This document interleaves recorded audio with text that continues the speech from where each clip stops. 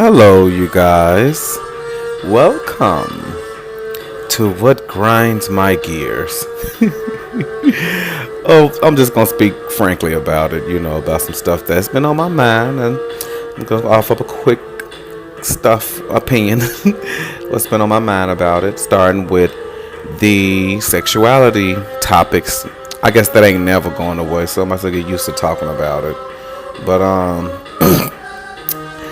this is my thing, because I like to symbolize stuff sometimes, and do one have to be directed with doctrine to know who they're sexually attracted to? And I think the answer to that is no. Even with animals, organisms, bugs, and humans as well, do not need someone to write down on a piece of paper to tell them what to like.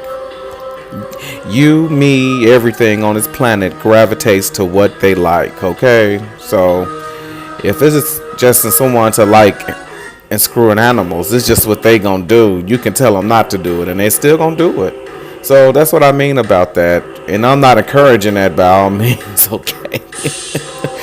But it's like that period with sexuality. You don't have to tell one what to like. However, I am going to speak of this much, is that I believe it's good to have it in the doctrine as far as these, religions, these organized religions and stuff, because we do need population control in that regard. And I'm saying population control with people having children and multiplying upon the land with more humans.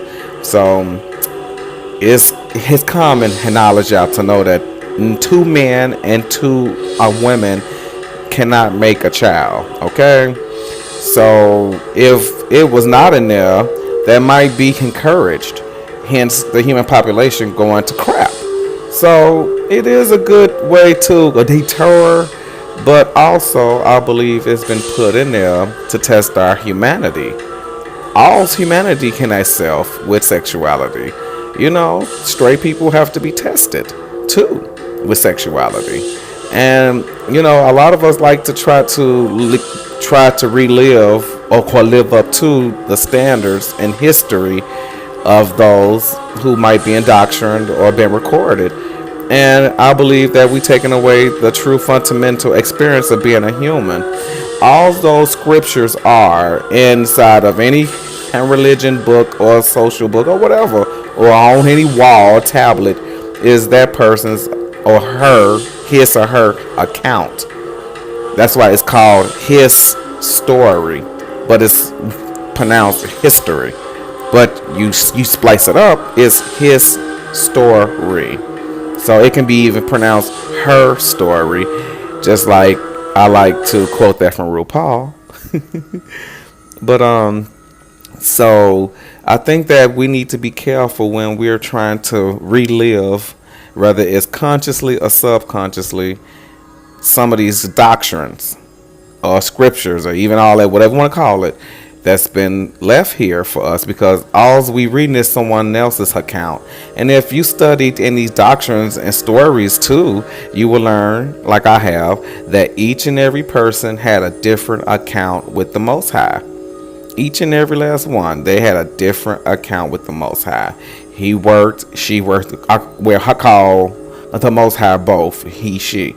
So, and the Most High works with all of us in his own way. So, each person's experience is different. So, maybe it's not wise to try to live up to somebody else's experiences. It's good to take a note of them, like I do.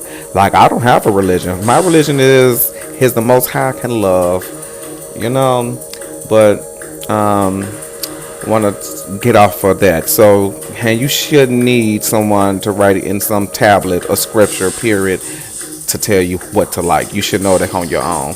And you are. You, me, we all are. Even animals and everything's going to gravitate what they like. So, going on. Now, this church getting burnt up in Notre Dame is a mess, because I saw some people crying about that church.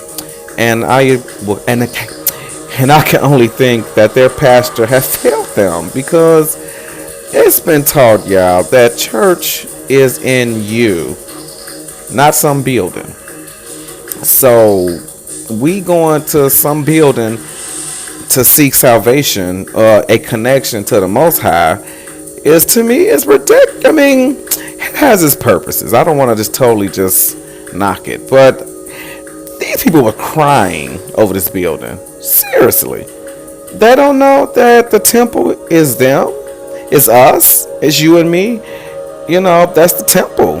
That the temple that God, Yah, Allah wants to dwell in, and Jehovah wants to dwell in, is our and bodies and our souls. So, you know, that's the temple, not some building.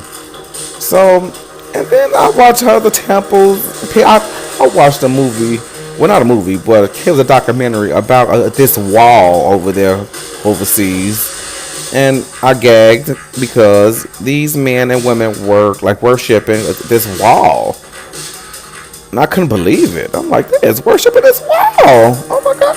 They could, and their pastor had failed at them too. Excuse me too if I stammer, because I stammer, you guys. I do have a stutter.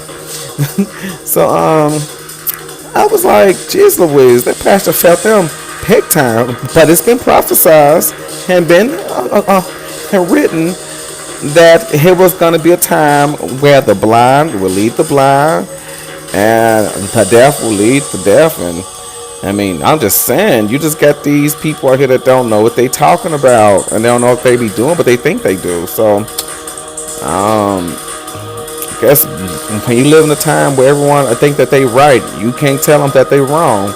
Two snaps.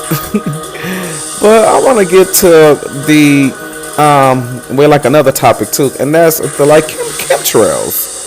Like with the chemtrails and the Wi-Fi thread as far as 5G wireless and the fluoride in the water and stuff. Notice that when you turn on the TV, normal media, okay, so whether you paying for it or you getting it for free, none of them is talking about it. Like, okay, I'm gonna be honest, I pay for YouTube, but it's only because I can turn to YouTube and they talk about the real stuff that's impacting my life. So I'm going to pay for that.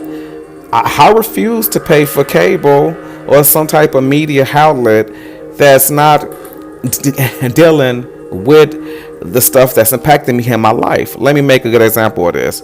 Like, the weatherman cannot tell you, oh, we're gonna have a clear sky, blue day, but the planes are gonna spray. It's gonna actually create a haze, and you're not gonna be able to see the blue sky as much because it's gonna actually create a thin haze over your area.